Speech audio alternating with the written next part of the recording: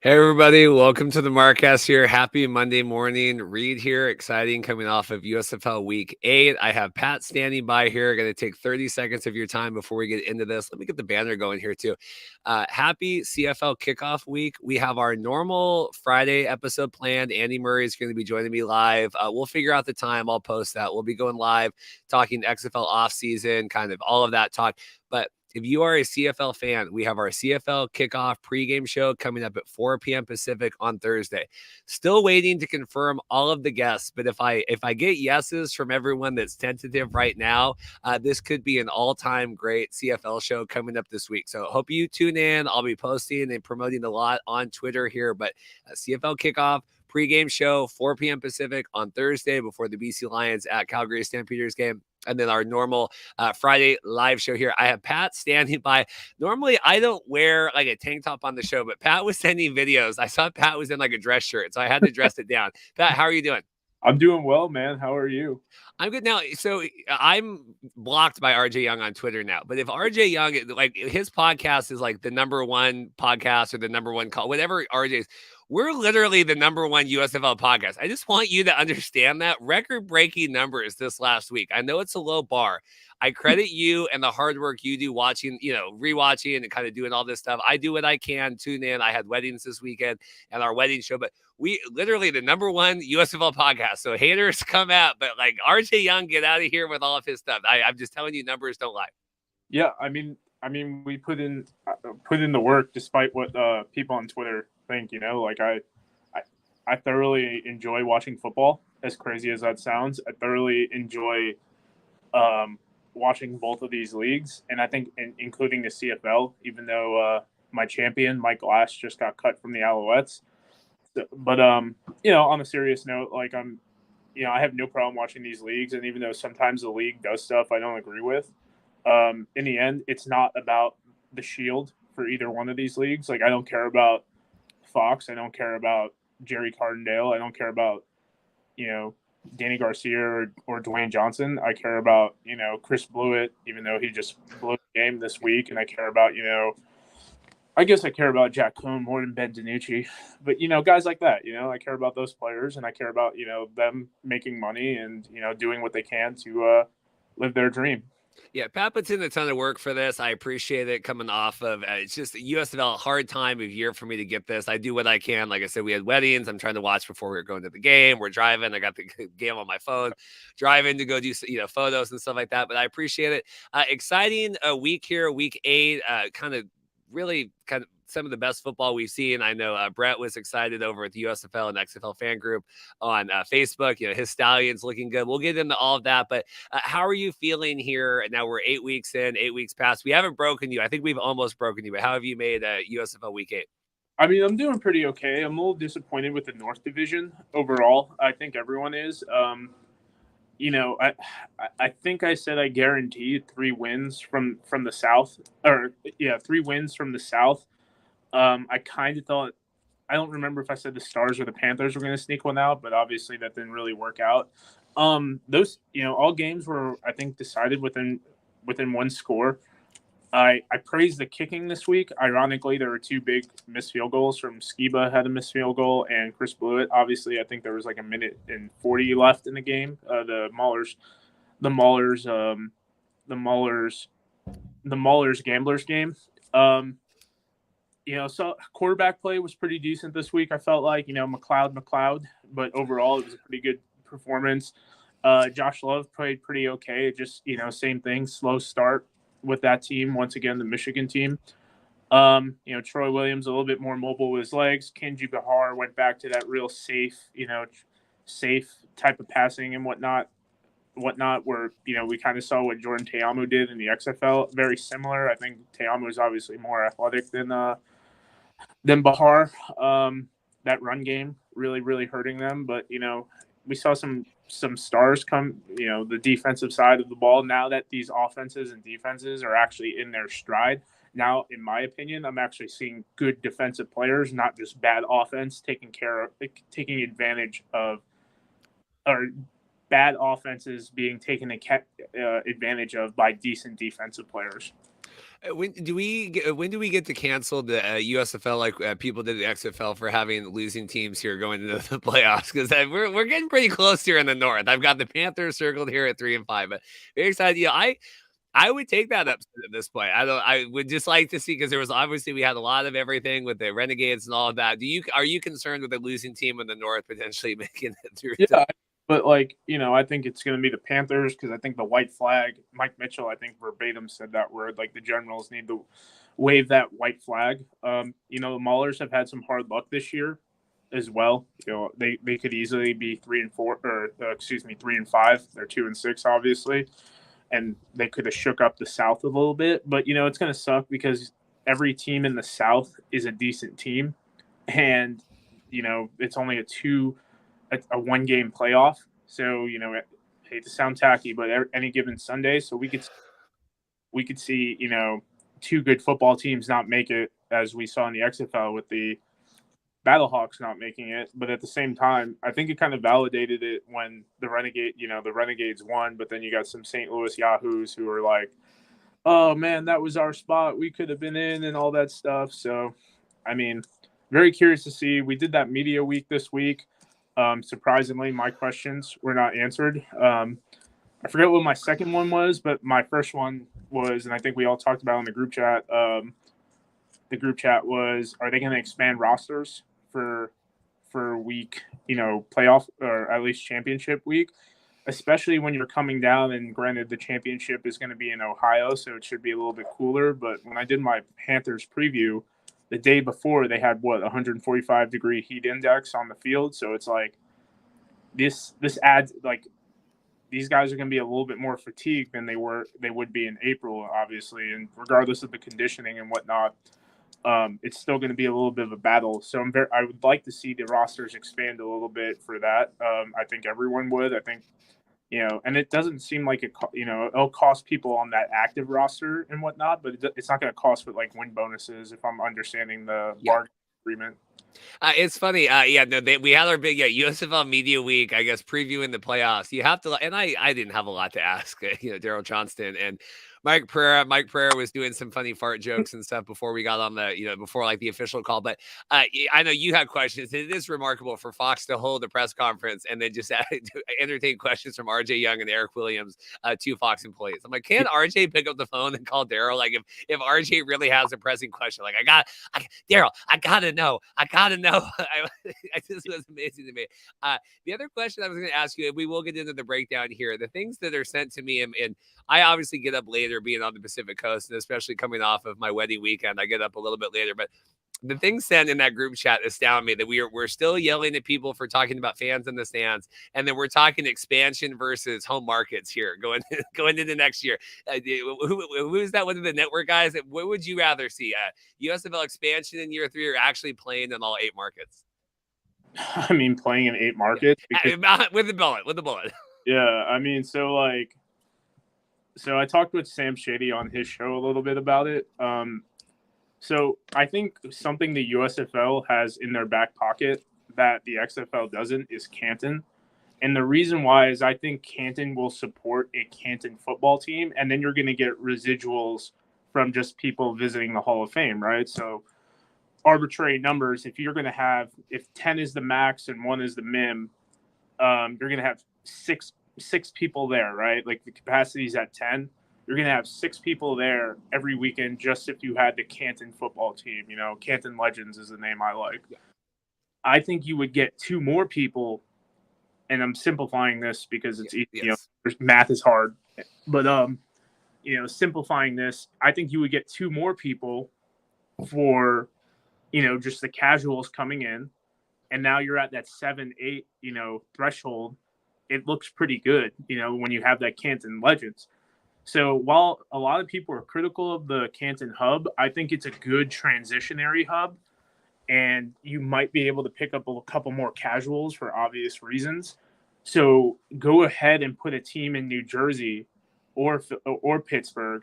Maybe take the Philadelphia team, bring them down there.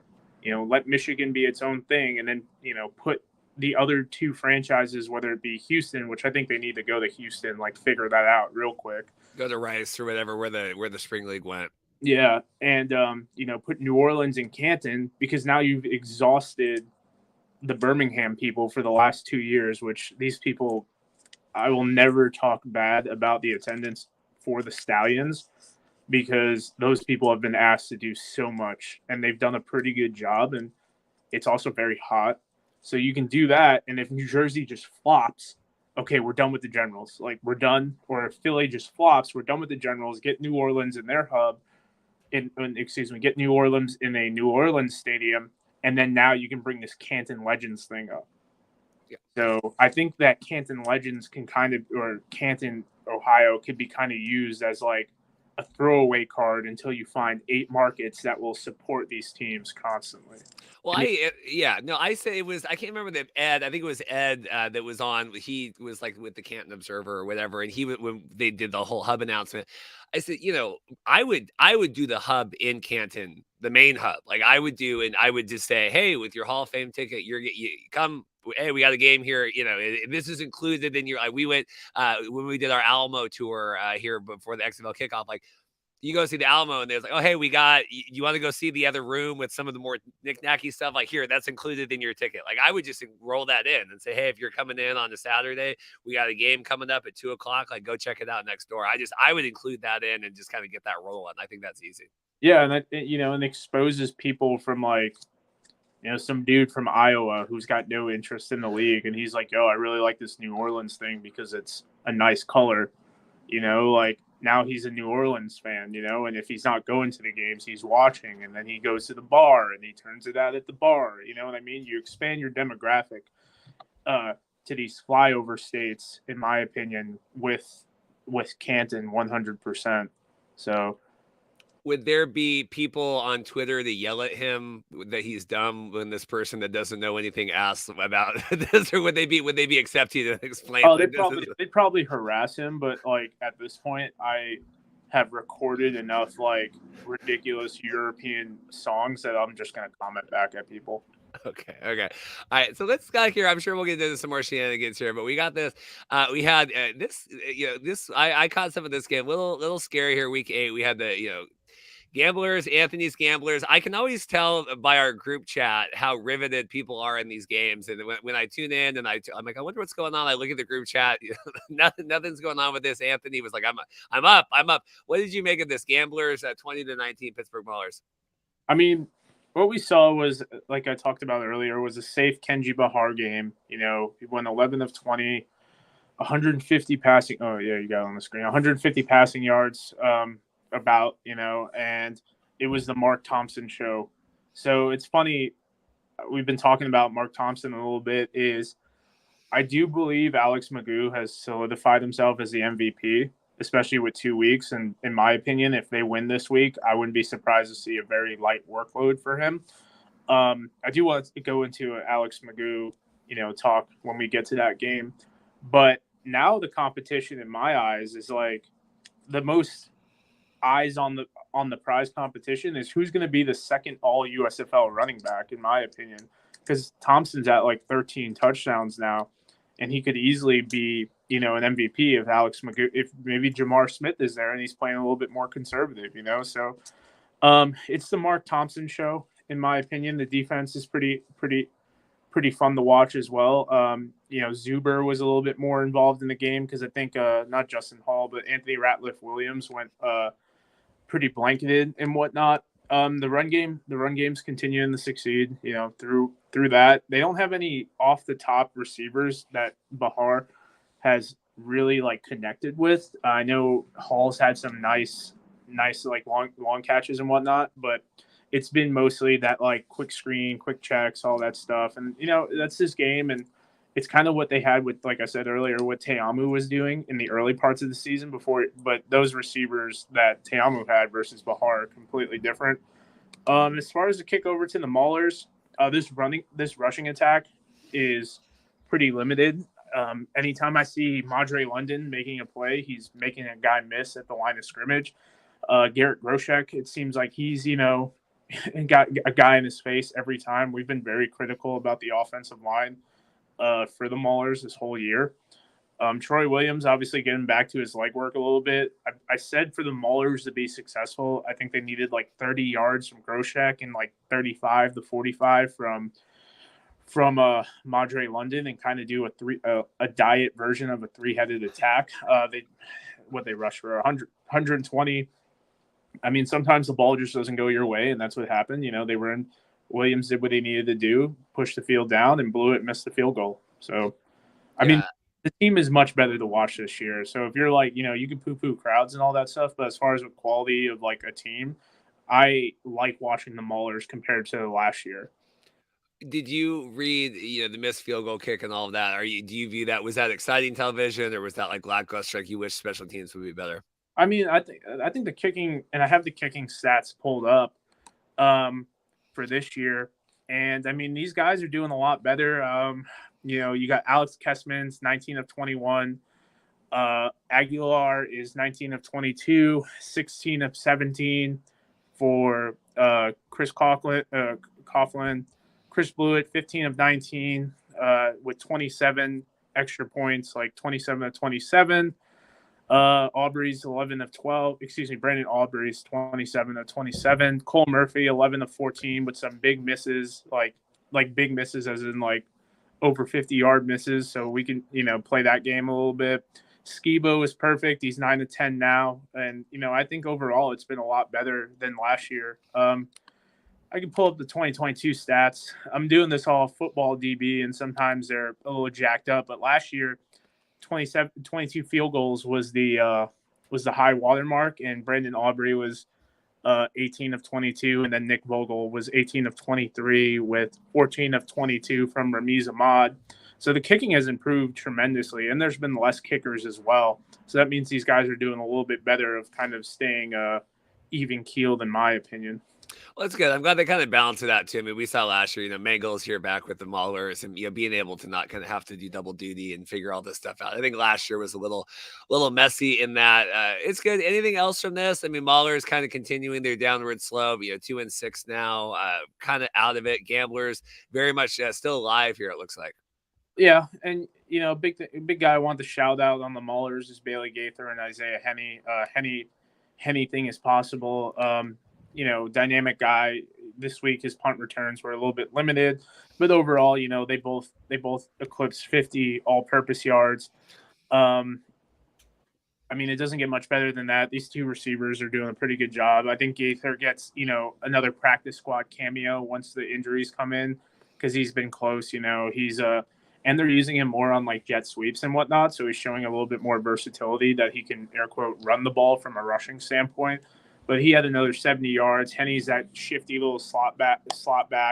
He's a little small. I think we've talked about that multiple times. But in the end, he's still being pretty effective. And, I mean, we've seen these small guys, these small shifty dudes in the NFL. So I think he's putting a lot of people on notice, because last year he was kind of buried under Jalen McCleskey and Trey Walker and Bailey Gaither as their fourth wide receiver options. So, I mean, he's definitely going to be turning some heads, especially in the punt return game. And we talk about it all the time is I don't care how many rushing yards you have. I care about your kick coverage, and I care about what you do on special teams. And Henny offers that.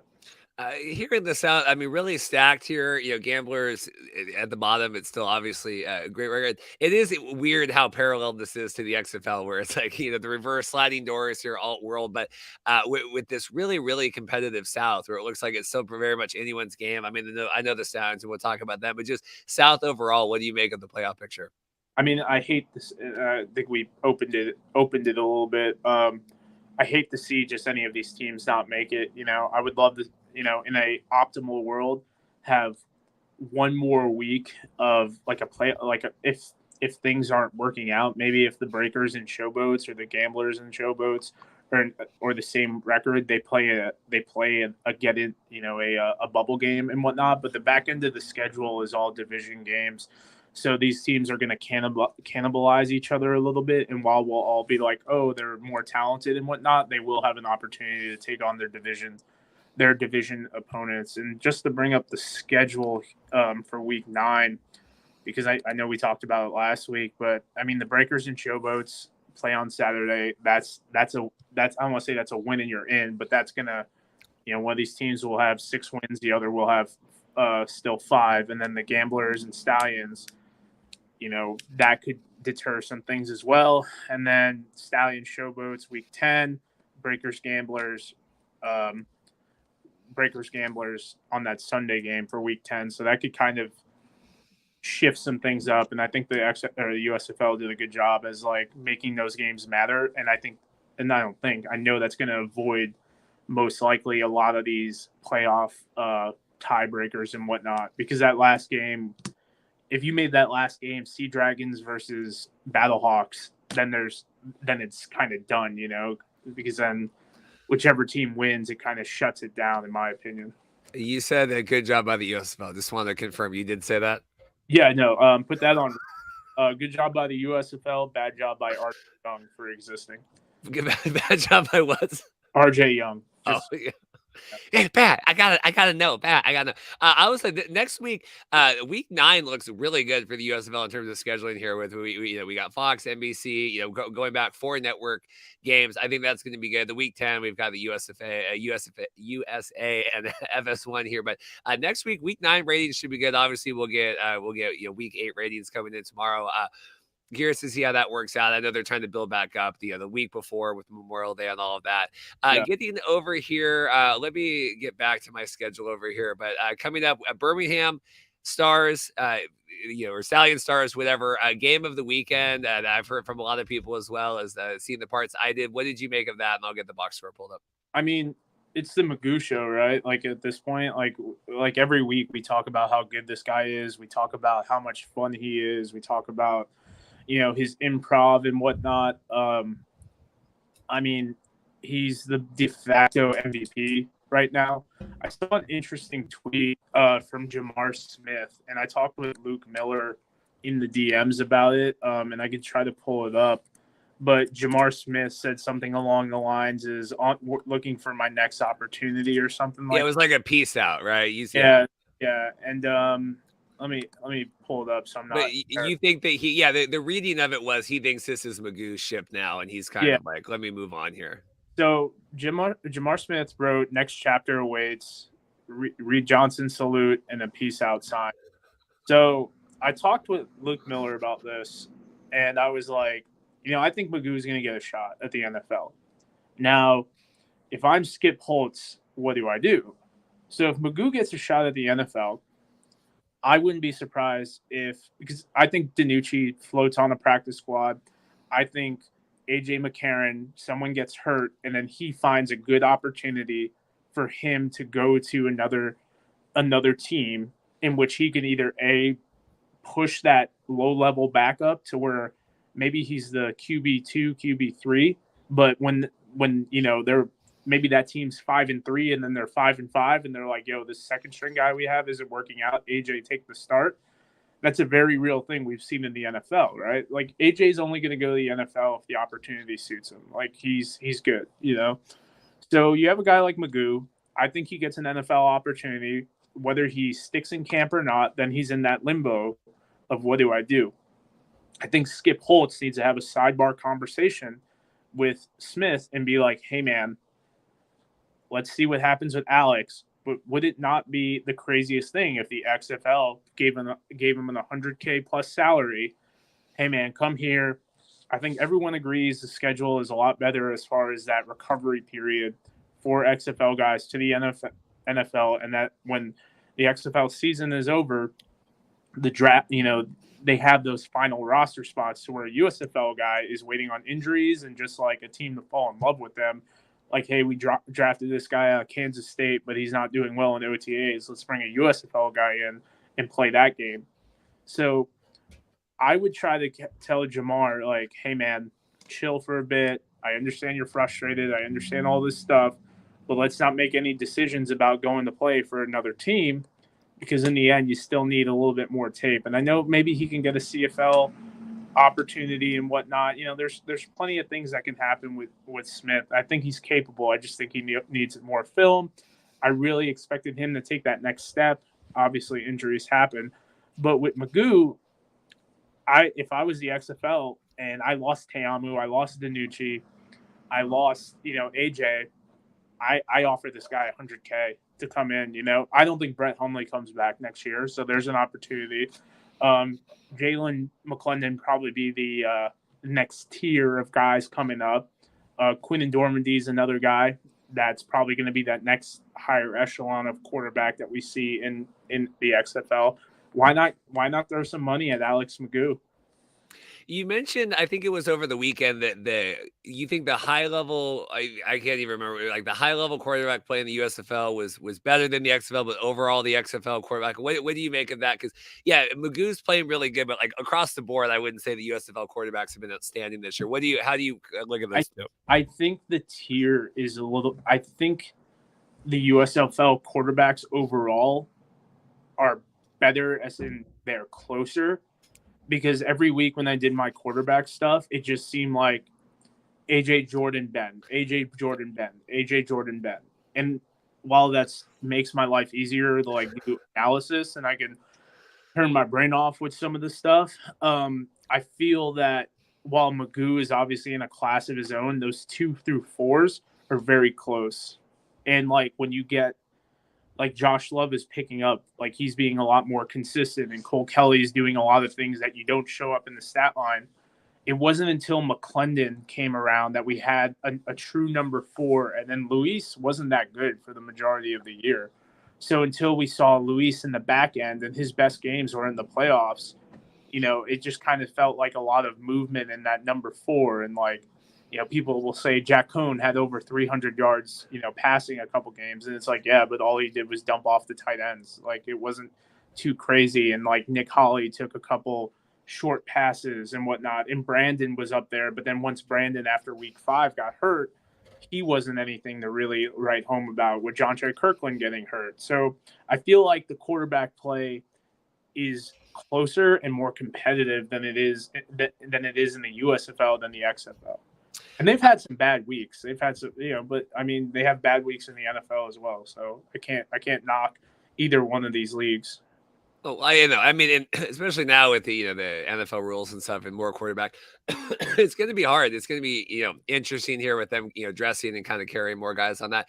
Getting back to the game here, I see both these teams march down the field like right away. You're like, oh my god, okay, Stars come in, okay, Stallions come right back. Kind of both seems like they had a wall then, and then obviously the game picked up as we went along. What did you make finally? Birmingham eking this out by 3. I mean, big time teams make big time plays, right? Like that's really it. Like Magoo chips were down, he needed to make plays. Same thing with Case Cookus. He played a pretty good game, 3 touchdowns. I think his interception was at the back end of the game, if I remember. I'm trying to, because I knew Josh Love threw a pick at the end, so I might be getting those games confused. But I mean, Magoo, with his mobility, it's not always about all the rushing yards he gets. It's about buying that extra time. And even on 1 or 2 of his sacks that he had, it seemed like he broke the pocket, was trying to make something happen, and the receivers it didn't add up, So he had 2 big drops, one from Jay Sternberger that should have been a touchdown. So I don't remember if they scored after that, but Davion Davis, former Houston Roughneck, has been extremely, extremely valuable for this team. And I mean, the defense played a solid, group effort to make plays at the end. And you can't, overall, the team's the best team in the league right now. And when you return, I think 60% of your roster, almost 60% of your roster that won a championship, you just need to add some key pieces. And they did, they brought in Davion Davis, and Marlon Williams gets hurt. They pick up LaMichael Petway. Deion Kane is having a great season as well, from the return aspect to also just being another NFL caliber receiver. The tight end, they lose Sage Surratt. They bring in Jay Sternberger, who's played in the NFL. And when you really have a QB1A and QB1B, it makes your job as an offensive coordinator a lot easier. And you were talking the interception. I know Josh Love had that big Hail Mary interception, kind of whatever at the end too. So maybe that we can talk about that. They were not looking good there at the end, the Panthers. In terms of the Stars, still king of the North. I don't know really what that means here at this point. What do you make of them? I know it's kind of a tale of 2 halves this season. Yeah, I mean, their offensive line play has improved. Fox did a good job of highlighting Himmelman. I think his name is Joel Himmelman. He was a late season addition. That Stars defense is pretty good on the pass rush. I know Carson Player didn't play this week, but anytime you have Adam Rodriguez and their linebackers, Joel DeBlanco, Joey Alfieri, and Gabriel Sewell are all fringe NFL guys and whatnot. Maybe not so much Joel DeBlanco because he's a little bit limited sideline to sideline, but overall these guys are. It seems like the North is still their forte, especially when you have Cookus and Corey Coleman, Devin Gray, these offensive weapons, and they're down 2 receivers. I think Chris Rowland's out, and then they have one more. They have another guy that got hurt as well. So overall, I mean, I think I wouldn't be surprised to see this matchup in 3 weeks or 4 weeks again, whenever the playoffs come around or the championship comes around. A little bit dull for me, but for all we know, the Panthers have a good game if they make the playoffs and they take out the Stars, and the number 2 in the South has a good game and they take out, the Stallions, and then we get a different game. I mean, I'm still going to obviously watch this championship game, and I think it'll be a good game. But if we get a 27-24 USFL championship, I don't see many people complaining about that. At the end of this episode, I want to have a little conversation about kind of how the USFL and the XFL exist kind of differently. So hopefully remind me about that. But I don't know. I don't know if this is the most exciting, but look, you have the Renegades and all that. I mean, anything can happen here with the 1-game playoffs. I think it leaves for a lot of unpredictability there. I like the idea, like you said, of doing a playoff or something where we have, it's just the 8 teams and the 10 weeks. Like, how can we figure out something different than just 1 seed play 2 seed? I like the alleged USFL, the 1 seed and playing the other division, whatever. I think you can experiment more with that and obviously have it known ahead of the season and not kind of change stuff. But it is weird that you would think that they would experiment more than just, this is the way it kind of feels like it should be done, and that's the way we're going to do it. Like, you can experiment with anything here. Yeah, and I think maybe that's a conversation you have prior to the season, and at week 5 you mention it, and you sit down the coaches and you're like, hey man, like, do you guys want to win the championship or do you want to have jobs next year? And I know that's a hard question, right?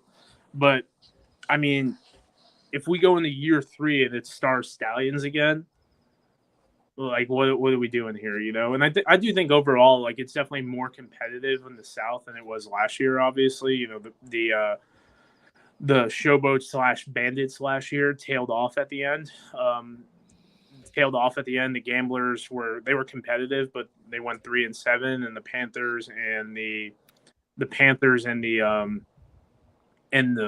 Maulers were 1-9 and 2-8. So I mean, from a competitive marketing standpoint, I think they're doing a decent job. But I mean, banking on Alex Magoo to be that highlight reel, and leading another game drive like he did this week, or a game-winning drive like he did this week, how does that bode for your ratings?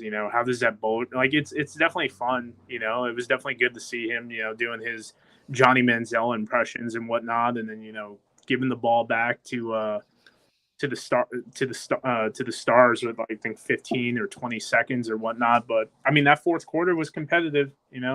That's for Stallion Stars. So in the end, especially for the casual viewer, I don't think they'll care. But for Twitter stan, they might be a little bit more resistant. Which at times it seems like the only people who watch the USFL or XFL are on Twitter.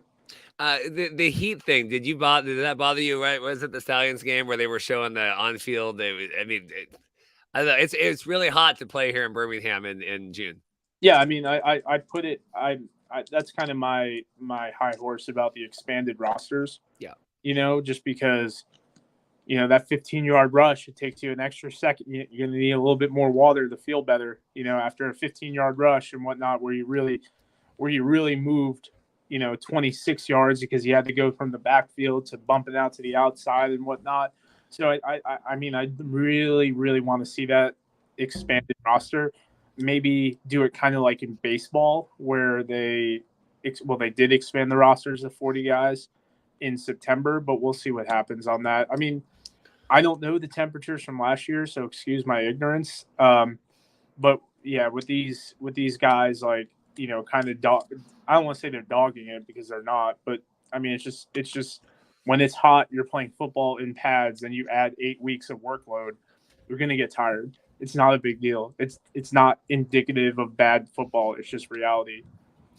Coming here, I know Mike in his article for the Usfl News said Mike Mitchell really hard on the Generals here. Showboats continuing. I like they posted that, the Grim Reaper going and taking out all the teams and here on a 5-0 run. What do you make of the Showboats here? Todd Haley really on top of the world. I mean, I think they did a great job with their marketing department. Seems pretty on point as far as with the memes and whatnot. So I really do appreciate them. I do like that. The Grim Reaper meme is always good when it comes to sports. I mean, it comes down to Cole Kelly threw a bad interception, I think, in the second quarter. When they down, I don't know if they were at the 1 yard line or whatnot, but I remember watching it and just kind of like, whoa, what's going on here? This quarterback situation is abysmal for the Generals. They went to Pro Cup, obviously, who threw 2 touchdowns, kind of ignited the spark and everything like that with his legs. I think he had almost 80 rushing yards, if I'm correct, if you want to pull that down. I want to be very, very clear on this. Yeah, 76 rushing yards. I want to be very clear on this. I do think Kyle Lauletta should be in an alt football league. I just don't want him starting for my alt football league. And I do think Crew Cup has that skill set that's a little bit more unique. But something that I always felt, and they mentioned it so many times, is the time of possession. And if you can pull that up, last I checked was like 41 minutes to like 18 to the Generals and whatnot. So you got some big boys on that defensive line, like Hercules Matafafa was in that backfield all the time. Chris Orr was doing his best and whatnot. And you got obviously big Toby Johnson there as well. Like, you can't have your defense on the field for 40 plus minutes. How many plays did they run? Yeah, I know you got it pulled up. Plays here. Where is that? Time of possession. Total plays 71 to 44. Yeah, I mean, what do you want a 350-pound man to do? Like, come on, dude. Like, especially when you got a guy like Cole Kelly. I know he had 2 or 3 fourth down rushes, and then he had 2 draw plays, I remember, as well. So you have this 6'7" dude, 250 pounds, rolling with that offensive line behind them, because they had 2 of those sneak plays, and then he ran some draws. Like, you're asking your defensive line to do a lot, and it kind of at sometimes seems that Mike Riley is just kind of, chilling, living in his best moment type thing. There were some clock management issues that Mike pointed out that were a little bit concerning and whatnot, but we've talked about it in nauseum with the Generals. They live and die by the rushing attack, 1, and 2. They also have, what's his name, DeAndre Johnson, who's still hurt. That's their bread and butter. And I've been very vocal about his improvement as a passer in this league. Like, he's definitely a top 5, top 4 when healthy, depending what he does with his legs. And not to have him in this league right now is I think hurts the overall, just like, I don't know, just the fun of it, in my opinion. Are you surprised? And I was thinking about this, obviously the Lauletta and Crew Cop and all this with DeAndre, that, last year it felt like, we saw the Maulers, that you're kind of making quarterback moves here. We're bringing in Badley, we're doing all that stuff. I don't know if it's the existence of the XFL this year and there's less, but the Generals haven't really even seemed to address this at all. Just, well, this is who we have. Like, this is kind of what we're doing. It just seems weird that there's not as much, right? Like, kind of trying to replenish or bring in someone off the streets here. Yeah, I mean, they brought in Eric Barrier. So something that hasn't been tweeted out by the league, and shame on, and I talked to another newsroom guy about it. I don't remember which one, but he was on the call with us. I don't know. Troll 87. I don't know. Yeah, 69420. What is this? Regardless, and I apologize for not air quotes shouting this guy out, but in the end, they seemed that they made a little bit of a drug deal with the Barrier thing, because DeAndre was, and Reed, help me out with this if you can, that they allowed the Showboats, or not the Generals, to be at 51 because of the NFL rule, and nothing. And I got to rewatch it, but no one has made a tweet about it because of DeAndre Johnson being hurt. Gotcha. So they're allowing them. That's interesting. Yeah, and they brought it up and they talked about it for a minute, and I was just kind of like, are we just going to gloss over this real quick? And it was just like, yeah, the Generals, they're having some quarterback issues, and we addressed that. So we're going to let them have 51 because, it's good for the league and whatnot. I'm like, and then, oh, by the way, RJ Young doesn't know that offensive lineman exists. And it was just kind of like that. Can we roll that one back, please? Because you said it really quick and slow, DJ, and I need you to expand on that. And, it just, to me, like that's been really the only movement we've seen, like sexy signings and whatnot. I know EJ Perry and Brian Lewerke, Lewerke, a Michigan guy going back up to Michigan. He's their QB2 now. EJ Perry up there. Jamar Smith obviously getting hurt. They brought back Kyle Sloter, who gets to get paid to hang out with his girlfriend or fiance, which is beautiful. But the QB signings haven't been during the season haven't been the sexy, like, wow type thing. Well, and like I said, I don't know if that's because everyone else is tied up, in Arlington or whatever. It is weird, and I know we've talked about this in the group chat, that the one team that got literally fined and punished for off-season roster, whatever, really has done nothing to address anything with their roster in the Generals, and now getting this preferential treatment again. Interesting. I like that. I like the conspiracy. It's like, yeah. Well, you also have, like, with the if you notice some of these XFL guys that got signed at the back half of the season, when there was some quarterback thing, it seemed more of just like, we just don't want these guys going anywhere. Like, we want their rights type thing. Like, Vinny Testaverde Jr., who's one of the nicest guys I've ever had the privilege of meeting. Like, yeah, that was kind of a homie thing. But, when Ryan left for the Showboats, the Battlehawks, they took Manny Wilkins, who was at the showcases, spent a year with the Packers. That's a guy that, is a good alt-league quarterback. And then you had some of these IFL guys they took, but Kelly Bryant was a big guy who, maybe not the best quarterback, but he's got a little bit of a name recognition, success, national championship, and ended up, doing pretty well with the Renegades as a read option type guy. And it kind of seemed like some of these dudes that were going to get no burn, like D'Angelo Fulford. I think he's on Vegas. It kind of seemed that, like, they just kind of were like, yeah, you could go to the USFL and make more money, but do you want to play now? And with players, they're just, especially these back end roster guys in these alt leagues, they're just like, you know what, I'd rather make 15 grand now and then do my QB training in the back half than, go to the USFL and not really know what's going on type thing. So they took that guaranteed, like, couple grand plus, job security versus a little bit of a future. I think D'Angelo Fulford was in the USFL during the off season as well. So, good for him. Brought in a couple grand for him. Well, and we talked about this on the kind of Andy and I with the rookie draft that they announced here, the XFL on the Friday show, but where last summer you had USFL or XFL, they're kind of doing whatever. USFL, we're making all these off-season, we're bringing people on and the Generals and kind of all that stuff. Having this draft, and I know that we were critical of the rights draft and the USFL college draft, but where the XFL, this taking place, here on the 16th, USFL still in season. They're going to be getting out. Then they're going to kind of get their head around, okay, what do we want to do this summer? XFL coming in now. All these guys that are sitting around, hey, you got a place here. Come be on the roster. We'll ride out.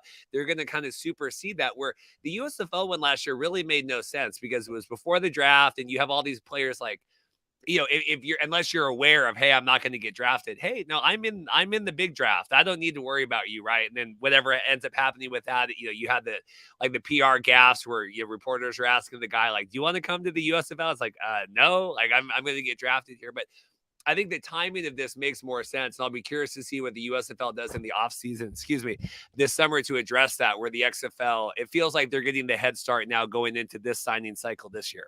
I think the USFL is kind of in a rock and a hard place, in my opinion, because it's like, I'm going to timestamp that. Okay. No, I really think they do, because now the XFL season's over. You have all these guys going to OTAs and mini camps and whatnot. And then from there, it's kind of like, okay, June is here. June 16th is here. I did my mini camp. like a guy who's on the Panthers now, Levi Bell. He was signed for 3 days. He was drafted by the USFL, and then he got cut. And like, I don't think he even went to OTAs, right? So it's kind of like, okay, what do I do? For every Levi Bell, there's 10 guys who aren't like Levi Bell who weren't drafted by the USFL. So it's kind of like, in my opinion, a damned if you do, damned if you don't. Part of me would like to see the USFL do their draft in May, their college rights draft in May, because now you have all the chips have settled. I didn't get signed, but at the same time, but they're in season. I mean, they're not going to do that when they're. Yeah.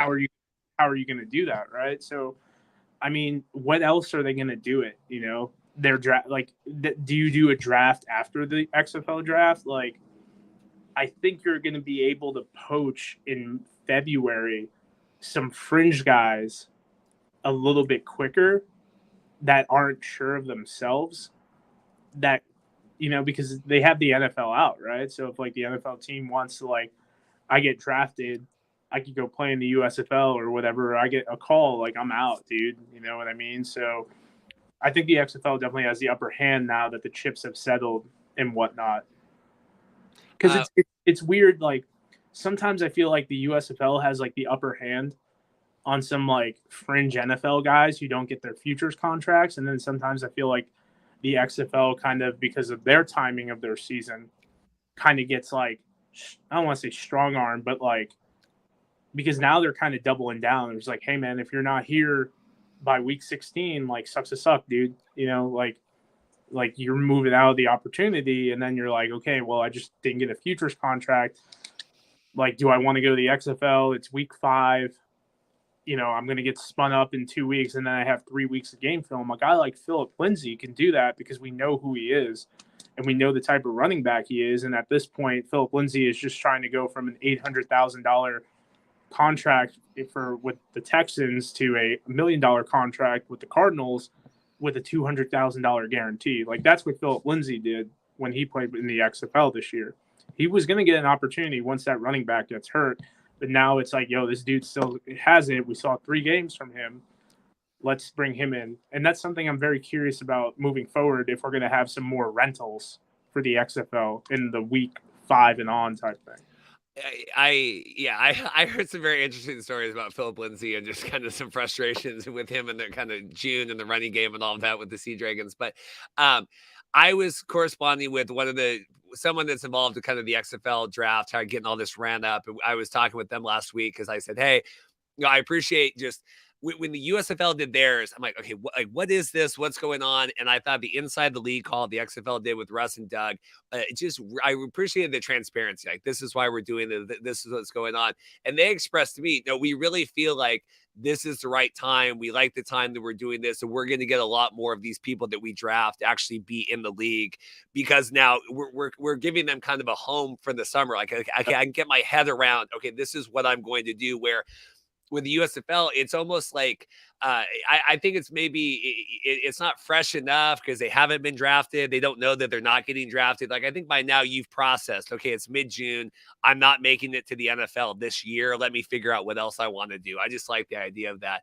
Just a couple quick, go ahead, and then we have a couple quick questions. We'll do the last game and get out. I mean, that's 100% it, right? Like, that's the XFL guys are going to have the benefit of figuring their stuff out a little bit more versus the USFL guy. You know, a guy like Jarrett Horst was the number 1 overall pick.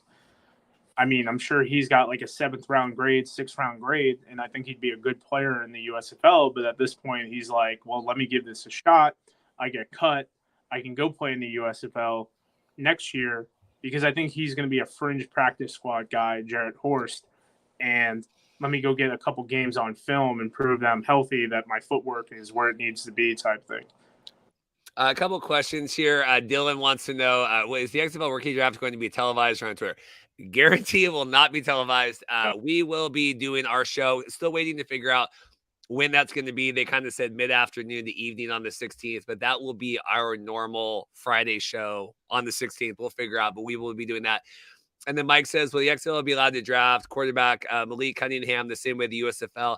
I mean, if they want to, it's like you're drafting their rights. The team's drafting their rights. It's like the CFL draft. If this player ever comes up to Canada, the Argonauts or whoever have him, that's how the draft's going to work. I imagine the same with the XFL or whatever. Like if they come into the league, that team would have first rights on that. Yeah, that's 100% it. Like, Malik. And then it comes down to what Malik wants to do. I think he's with the Patriots now or had some workouts. I'd have to look up to see his status. But in the end, we could pull up the Patriots roster. It's fine. You mean you don't know exactly what every player is doing? Exactly. Yeah. Pat, you need to know every player the second we talk about him. But, you got a guy like he's going to come in as the QB3 and whatnot. He's got to beat out Trace McSorley. Bailey Zapp's not going anywhere. What does Malik want to do?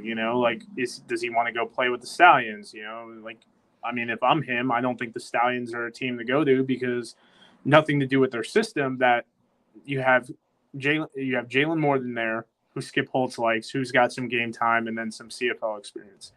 Jamar Smith, who despite wanting to leave, is still on the roster. You got Kyle Sloter, who regardless of the yays or nays about him, he will garner reps over you unless you blow him out of the water.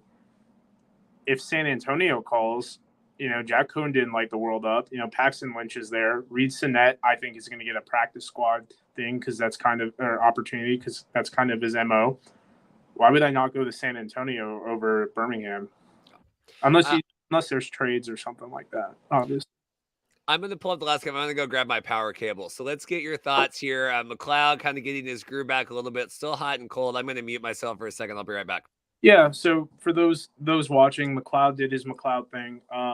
Started off real hot. I think he was 4 of 6 to start out. Cooled off. A couple of drops once again. I know Johnny Dixon had a big drop, which if you look at his stat line, he still put up over 100. Johnny Dixon and Jonathan Adams still put up over 100 yards. McLeod, that second quarterback, that third quarterback in this league, depending on his week, eclipsing 2,000 yards this season. Jordan Teamu was the only one to do that last year. He just beat with 2 games left. I mean, this is why you pay this guy to be down here, man. He's, giving you a shot. Even last week, gave that team a shot, and it was a last-second interception in the end zone, granted from 40 yards out. But he put them in a decent position to win, and there was a lot of nonsense. Oh, we lost Pat. Sorry. That's okay. A lot of nonsense with everything going on and whatnot. So right now, we're in a pretty good position, I think, with the Breakers. Panthers have the Panthers have a decent amount of fight in them with how the North is. I foresee them at least sneaking a victory in the last week. If Philadelphia wins, maybe they get a light load, with Vad Lee and Kevin Thompson getting those reps, and the Panthers can maybe sneak in another victory. But in the end, I see Michigan going 1-1 and kind of seeing how the chips fall for these other teams for their possible playoff berth. We talked about last week, Wes Hills, 23 carries, 36 yards. This guy's tired. He is tired. He's coming up on 1,000 all-purpose yards. Still managed to put up, I think he had like 50 yards or 40 yards receiving, so he still managed to put up almost 80 all-purpose yards, which, great effort for a running back. But in the end, there's a lot going on with these Panthers defense. Breland Speaks, Levi Bell continue, and Frank Ginda just won his 3rd Defensive Player of the Week award, and another good interception. Did I fever dream? Did you get shouted out by USFL comms, or is that a fever dream? No, I did. Yeah, it was cool because, I got shouted out by USFL comms because of Darius Victor going over 1,000 yards, being the first running back to do that. But I don't know. Hopefully we'll see what happens, with this week, because I put out some good content that, got shared a lot by a lot of different people. And what's the word I'm looking for? Alex Magoo was one of them. he crossed 20 touchdowns, like total touchdowns. I think he has 16 passing and four rushing, and the only guys that have done that since 2000 were Tommy Maddox, AJ McCarron, and Big Ben DiNucci. So McCarron had 25 total touchdowns in 2023. So with 2 games left, it's not out of the realm of possibility, which depending on what happens, they might not play him on week 10 to keep him healthy. But it's a very real possibility that Alex Magoo can get to that magic 26 and create like a new 10-game record for a lot of these guys, which considering how he has missed time in, I think, week 4, he missed a couple series in week 4, and he obviously didn't play the full game in week 1. I think that's awesome. How's my boy Garrett Marino doing here? I was like, I kind of was watching the Panthers, and I was like, oh yeah, I just haven't heard a lot of. We haven't brought him up a lot this season for kind of all the controversy coming in. I mean, he had a decent game. I think he had 2 or 3 tackles for loss. He's listed as a starter. They do a decent amount of rotation. I know he's had 2 or 3 sacks. He had a nice hit on Cole Kelly a couple weeks ago, but I mean that defense. He's clogging up the interior with Walter Palmore and whatnot. Big dude that coming from Missouri, but Levi Bell and Breland Speaks and Frank Ginda are the star-studded players of that Panthers defense. He's just an enormous man. I was there watching it before. I was like, oh my god, like this guy he's crazy. Yeah. I mean, Garrett's obviously he's a very controversial guy. He's blocked me on Twitter. He's blocked probably a third of Twitter on Twitter, whatnot. I mean, I'd like to believe he's probably a decent human being in real life, and when you play football, maybe you just get a little bit lost in the sauce on it. But in the end, he's definitely not.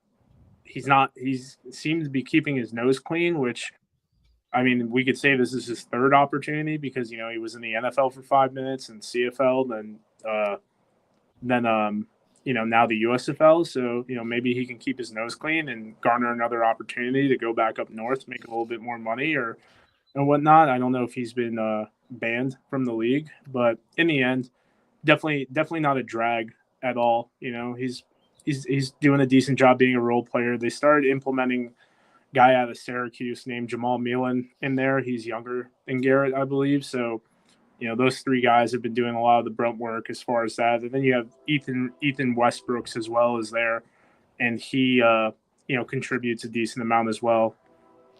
Last question for me on here. First off, I do think Garrett's like soft banned from the CFL. I think when he got cut before, I think Ambrosi came out and said no teams roll out. So I don't know if that'll, we'll go over.